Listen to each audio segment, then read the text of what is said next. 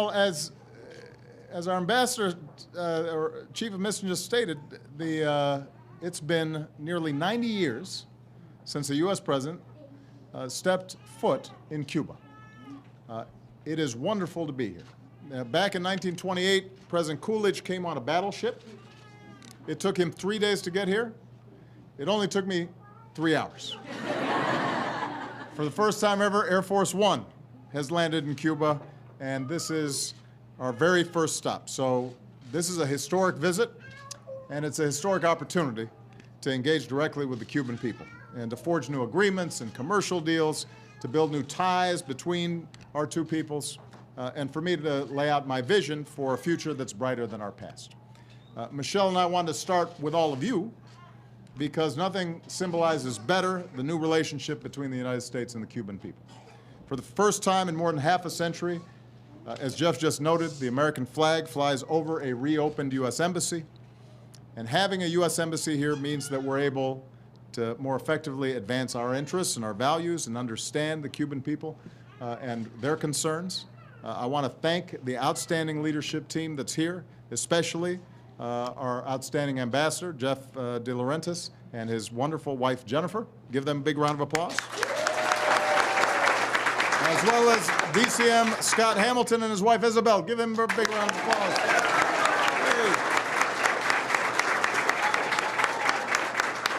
But most of all, I want to thank all of you who embody the spirit of friendship and partnership that brings us together today. We've got a lot of proud Americans here, but we also have a lot of proud Cubans. So, come on down.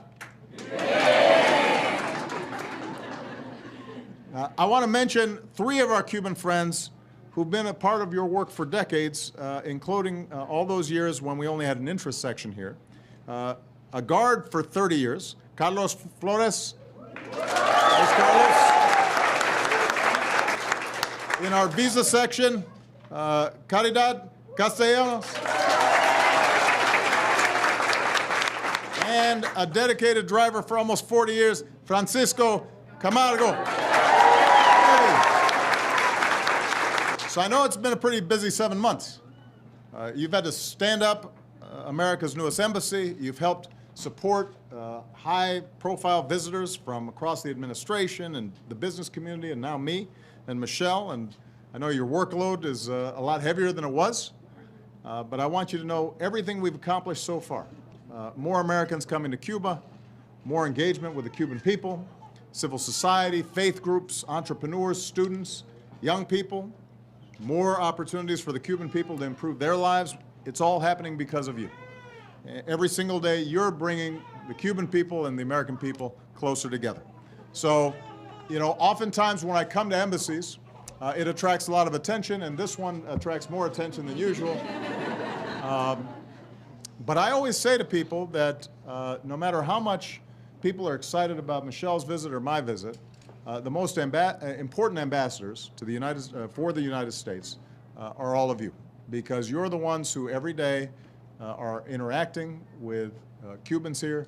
You're helping businesses who are trying to figure out ways that they can start working together. You're helping people with visas. You're helping people with a whole range of things. And so the interactions you have end up having the most lasting impact, because it sends a signal of the professionalism and dedication and the kindness and courtesy that I want the American people always to represent. And so I am so grateful to all of you for the great work that you've done. I'm glad that you had a chance to bring your families here because I always like taking pictures with kids. That's the future that we hope for. Young American children, young Cuban children, by the time they're adults, our hope is that they think it's natural that a U.S. president should be visiting Cuba. They think it's natural that the two peoples are working together. Their future is what we work for so hard, and I'm so grateful to all of you for making it happen. And as a result, many only hear about Muslims and Islam from the news after an act of terrorism or in distorted media portrayals in TV or film,